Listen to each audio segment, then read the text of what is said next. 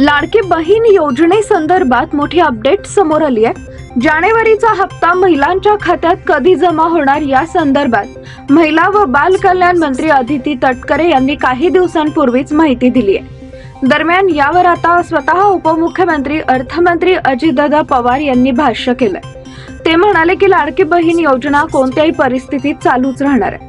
याबाबत काळजी करू नका, फक्त त्याचा लाभ गरजू महिलेला मिळाला पाहिजे। जी व्यक्ती श्रीमंत आहे, टॅक्स भरते, नोकरी आहे, तिचा ऊस चांगला जातो, त्यांच्याबाबत वेगळा विचार करणार आहे। पण ही योजना ज्या मायमाऊलींपर्यंत पोहोचायला हवी होती त्यांच्यापर्यंत ही योजना पोहोचवण्याचं काम महिला आणि बाल विकास विभागानं केलंय। परवाच या योजनेसाठी 3700 कोटींचा चेक महिला आणि बाल विकास खात्याला दिलाय।